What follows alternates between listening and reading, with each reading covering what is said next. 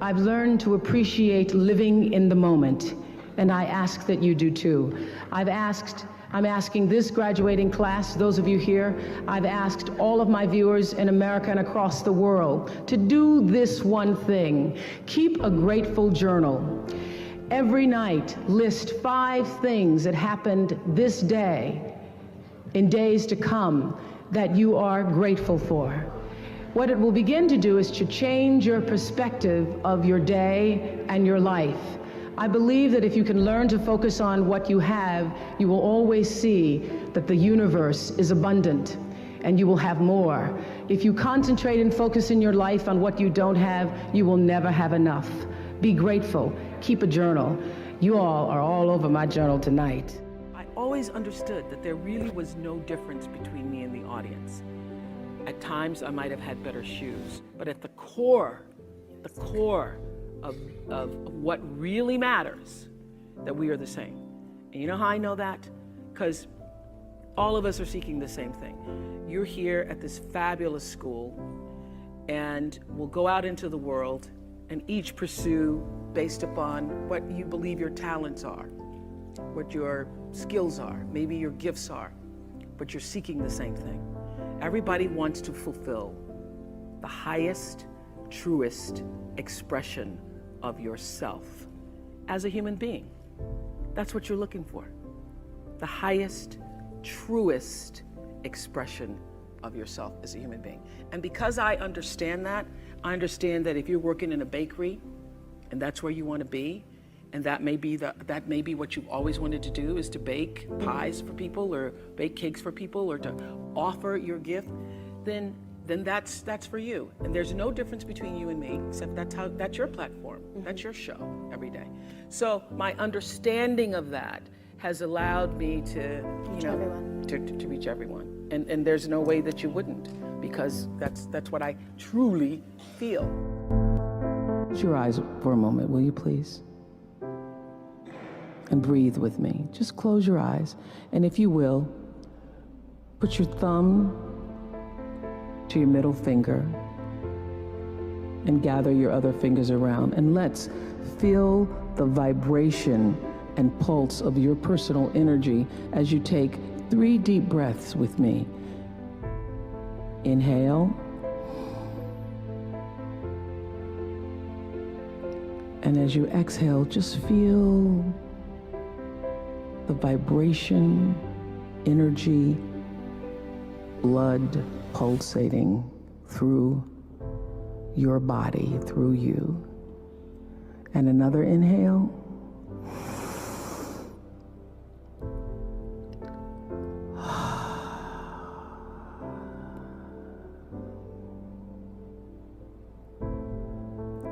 And another inhale.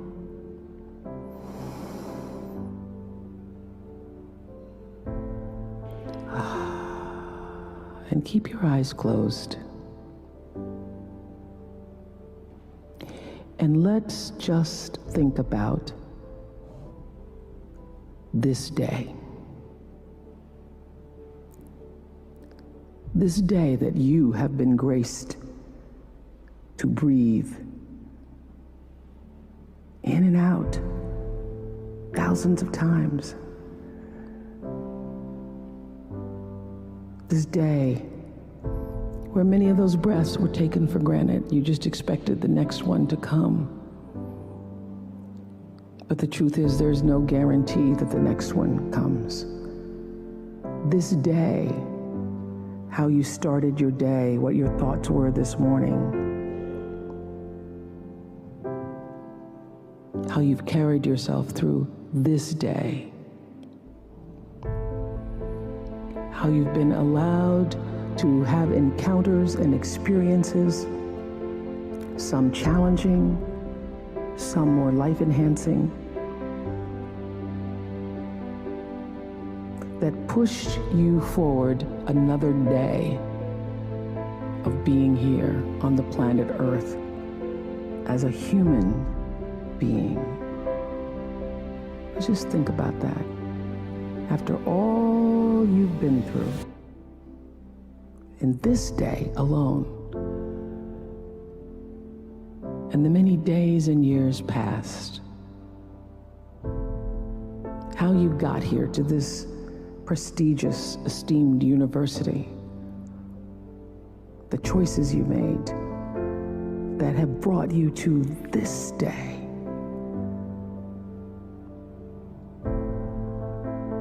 Open your heart and quietly to yourself say the only prayer that's ever needed. Thank you. Thank you. Thank you. You're still here. And you get another chance this day to do better and be better. Another chance to become more of who you were created and what you were created to fulfill. Thank you. I say to my girls all of the time that your real work is to figure out where your power base is and to work on the alignment of your personality, your gifts that you have to give, with the real reason why you're here.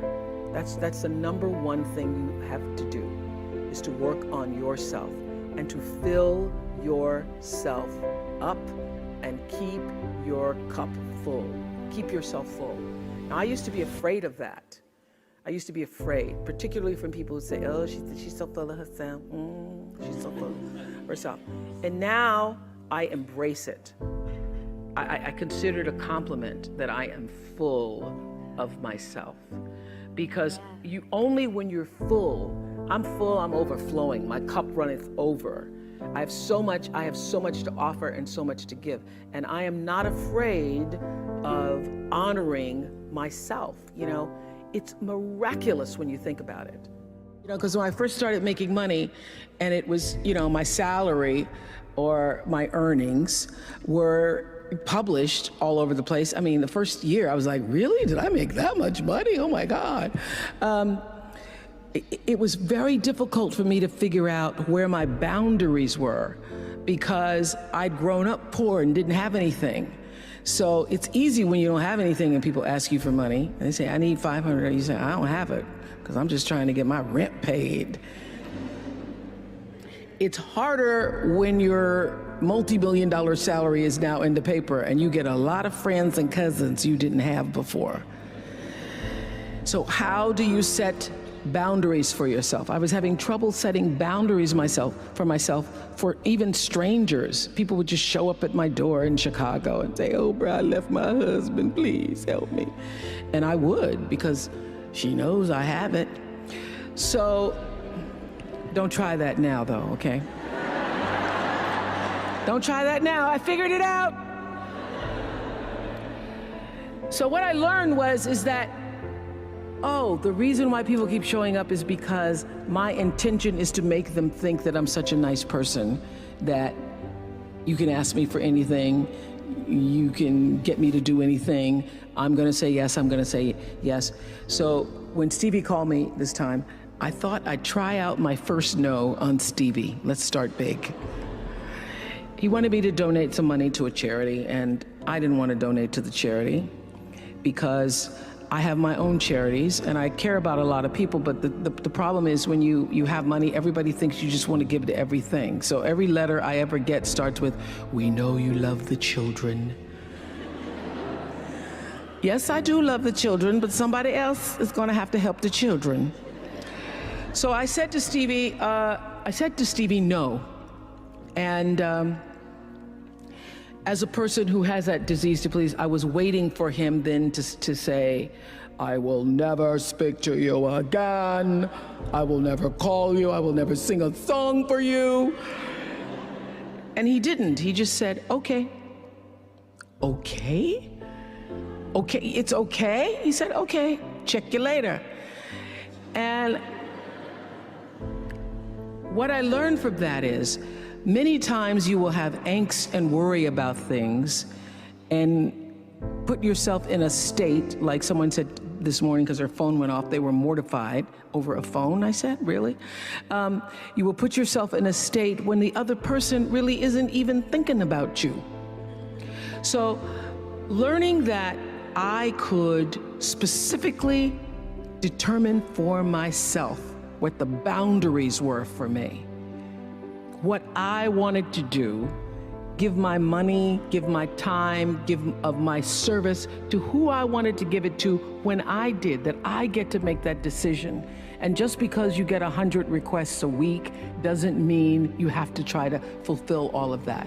Just because you have all of these demands on your time and on you doesn't mean that you have to say yes. You get to decide because you're the master of your fate, the captain of your soul, as William Ernest Henley said in Invictus.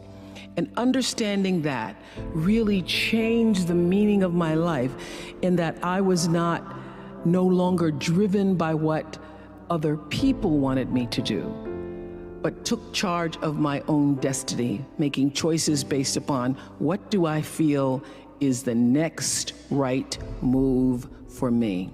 My life is fueled by my being, and the being fuels the doing. So I come from a centered place. I come from a focused place. I come from compassion. It's just my nature.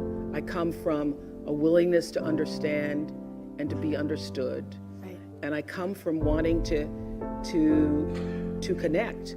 I mean, the secret of that show for 25 years is that people could see themselves in me.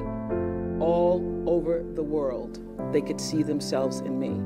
And even as I became more and more financially successful, which was a big surprise to me, I was like, oh my God, this is so exciting.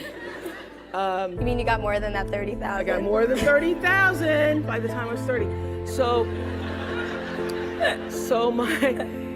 But what I realized is through the whole process, because I'm grounded in my own self, that although I could have more shoes, my feet stayed on the ground, although I was wearing better shoes. These are kind of cute today too.